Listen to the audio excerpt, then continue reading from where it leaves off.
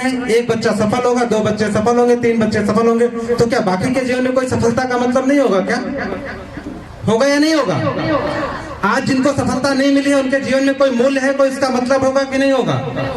इसका मतलब यह है कि जो डिग्री है, जो सफलता का मानक है, वो क्षणिक होता है। जीवन में जो आप कर्म कर रहे हैं, असली सफलता उससे तय होती है, और उसके लिए आपको भविष्यवाणी की जरूरत नहीं है, भविष्य निर्माण की जरूरत होती है। तो भविष्य निर्माण की 3 चीजें क्या हैं? अगर आपने समझ लिया कि आप कौन हैं, हु आर यू, तो आपको किसी किताब की जरूरत नहीं पड़ेगी, किसी गुरु की जरूरत नहीं पड़ेगी। उसको समझने के लिए हु आर यू, आप कौन हैं। जिस दिन आपको यह आभास होने लगा, yes I am a student and my work is to study, मैं एक स्टूडेंट जीवन में हूँ, छात्र प्रोफाइल में हूँ, और अभी मेरा काम सिर्फ पढ़ना है। अगर इतनी पहचान आपको हो जाए तो आपका काम बहुत आसान हो जाएगा इस उम्र में। और आगे आप जाएंगे तो फिर आपकी प्रोफाइल बदल जाएगी, आपका काम दायरा बदल जाएगा, फिर आपको अपने आप से रूबरू होना पड़ेगा। परिवार में जाएंगे तो फिर आपको रूबरू होना पड़ेगा। इसका मतलब जीवन के जिन जिन पड़ाव पे हम जिन समूहों में रहते हैं, वहां मैं कौन हूं, यह अगर मैं समझ जाऊं तो मेरा जीवन आसान हो जाएगा, हमारे पढ़ने का मकसद सफल हो जाएगा। तो कितने लोग ये चाहते हैं कि मैं अपने आप से मिल लूं? अपने आप से कितने लोग मिलना चाहते हैं? सभी लोग मिलना चाहते हैं। तो वो 3 बातें ध्यान से सुनो बेटा। पहली चीज, आप अपने दिमाग को समझो। दूसरा चीज, अपने दिल को समझो। तीसरा चीज, अपने सेंसेस को समझो। इन्हीं चीजों से ही आपकी किताबें चलती हैं, आपके गुरु आपको पढ़ाते हैं, सारे लोग आपको सिखाने में लगे हैं। इन्हीं 3 चीजों को ही, आपके दिमाग को, आपके दिल को, और आपको हैंड्स को। दिमाग क्या है? जो इन्वेंट करना है, आपको भविष्य का जो खोज करना है, उसका मूल तत्व है। अगर आपको भविष्य का खोज करना है तो इस दिमाग को ठीक से खुराक देना पड़ेगा। उसको संतुलित रखने के लिए दिल पर नियंत्रण रखना पड़ेगा। आपका मन करेगा, स्कूल चल रहे हैं, कॉलेज जा रहे हैं, थोड़ा सा मार्केट घुमाते हैं, आज क्लास बंक कर देते हैं, ये दिल कहेगा। लेकिन दिमाग को क्या चाहिए? अच्छी खुराक चाहिए। तो वो कहाँ मिलेगा? चाट की दुकान पे मिलेगा या स्कूल में मिलेगा? चाट की दुकान। तो दिल की बात मानना है या दिमाग की बात मानना है? यही इतना आपको समझना है। जिस दिन आप यह फर्क करना समझ जाएंगे, आपका काम आसान होता जाएगा। तो नंबर 1, दिमाग पे अपने कंट्रोल रखिए। दिमाग जो चाह रहा है उसको ऐसा खुराक दीजिए। अपने हृदय, अपने दिल की बात को सुनिए और उसको समझने का प्रयास कीजिए। ठीक लगे तो दिमाग के हिसाब से संचालित कीजिए। और तीसरी महत्वपूर्ण चीज, इन दोनों का तभी कोई मतलब होता है जब आपके हाथ कौशल युक्त होंगे। आपके हाथ का मतलब आपके हैंड्स, आपका एक्शन, आपका काम, हार्ट, ब्रेन और आपके हैंड्स। जिसने कॉम्बिनेशन बना लिया, जीवन में सफलता से कुछ तो रोक नहीं सकता। वो जो भी चाहेगा वो कर सकता है। हैंड्स, हैंड्स का मतलब बेटा अभी क्या है? अभी आप समझोगे कि हैंड्स का मतलब सर कह रहे, सर तो हमारे पास तो हाथ ही है, हमारे पास हाथ तो ही है कि नहीं है? सबके पास। जिसके पास नहीं उसका भी भाग्य होता है, हमने सुना है। तो हमारे पास 2-2 हाथ हैं। सर कह रहे हैं कि जिसका हाथ कौशल युक्त हो। कौशल युक्त का मतलब क्या है? अभी यहाँ पे हमारे किसान कुछ सम्मानित किए गए हैं, उनके हाथ में कौशल है, काम किया।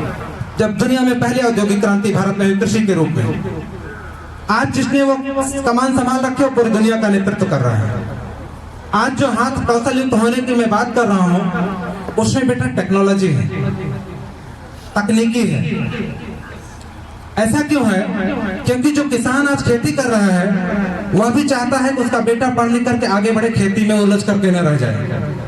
बढ़ई का बेटा है, वह भी चाहता है कि पढ़ लिख करके आगे बढ़े, उसी में उलझ करके न रह जाए। अर्थात हर बाप अपने से आगे अपने बच्चे को देखना चाहता है। और जो बाप यह देखना चाहता है, जो पिता आपका, जो गुरु आपको आपसे अपने आप से आगे देखना चाहता है, उसको यह मालूम है कि उसने अपने जीवन में अब तक के मानव सभ्यता में सबसे तेज परिवर्तन देखा है। इतना परिवर्तन इन गुरु, जो आपके सामने गुरु बैठे हैं, इन्होंने कभी नहीं देखा, या इनके पहले जो गुरु थे उन्होंने कभी इतना तीव्र परिवर्तन नहीं देखा। इसका एक मतलब यह भी होता है, इसको ऐसे समझो बेटा कि पहले ज्ञान पीछे की तरफ से आता था। पीछे का मतलब समझते हैं?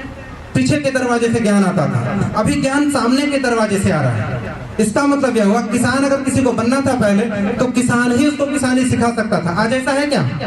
एग्रीकल्चर विश्वविद्यालय है कि नहीं देश में? अब किसान के ऊपर निर्भर नहीं रहना, किसी भी बच्चों को एग्रीकल्चर इंस्टीट्यूट में भेज दीजिए, बढ़िया से बढ़िया किसान बन के आ जाएगा।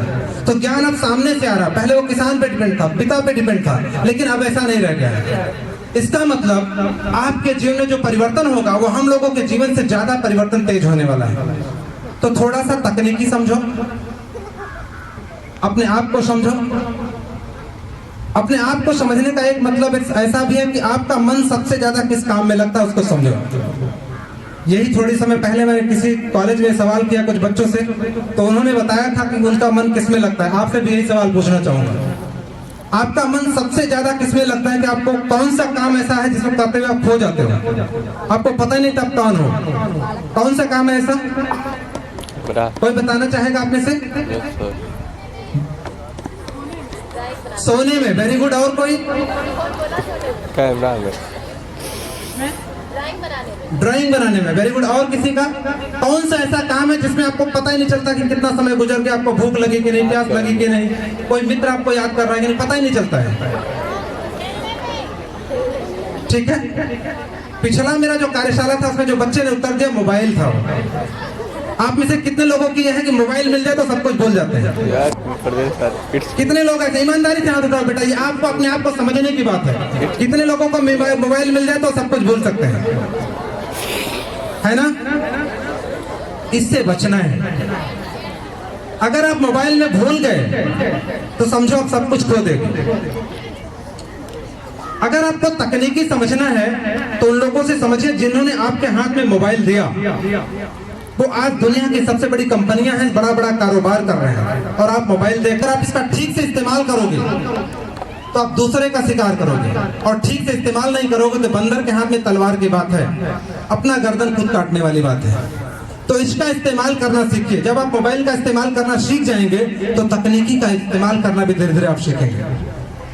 ठीक है, तो मोबाइल में नहीं खोना है, ड्राइंग में खो जाइए, पढ़ने में खो जाइए, दोस्तों के साथ चर्चा करने में खो जाइए, देश से जुड़ा कोई मुद्दा है उस पर बहस करने में खो जाइए, जो भी आपको अच्छा लगता है उसमें खो जाइए। ठीक है, अगर मोबाइल में आप खो गए तो बाकी चीजें छूटती चली जाएंगी। इसका मतलब यह भी नहीं कि आपको मोबाइल का उपयोग नहीं करना है। यह आज इस जीवन का सच है, इसको स्वीकार कीजिए और इसको एक समय तय करके उसमें इस्तेमाल कीजिए। ठीक है बेटा, किसी का कोई सवाल है इन चीजों से जुड़ा? नहीं है? किसी के पास कोई सवाल नहीं है? तो एक चीज नोट करना आज के बाद, जीवन में सही सवाल पैदा करने के लिए सही तरीके से सोचना जरूरी है।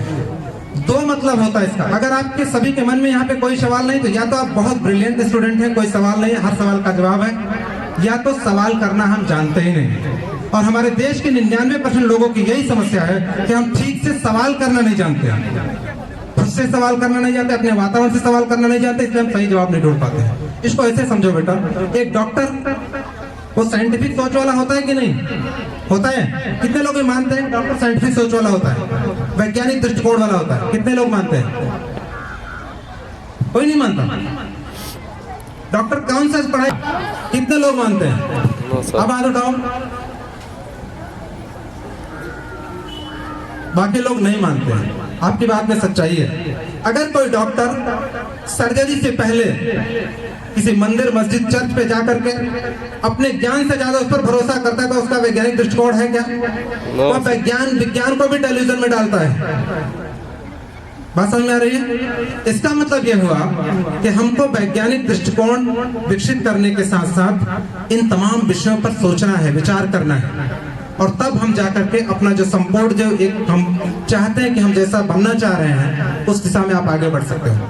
आप लोगों के पास कोई सवाल नहीं है? आप लोग काफी देर से बैठे हैं। जो बच्चे सवाल करना चाह रहे हैं, क्योंकि देखो बेटा ये मेरा काम है और मैं इसलिए इलाहाबाद से चल के नहीं आया कि हमको मंच पर बैठ करके आपसे बात माला फूल मिलेगा। हमारा मकसद सिर्फ इतना है कि अगर हम 100 बच्चों से इंटरेक्ट कर रहे हैं तो उसमें अगर 2 बच्चे भी मेरी बात ठीक से समझ गए तो मेरा इतनी दूर आना सफल है।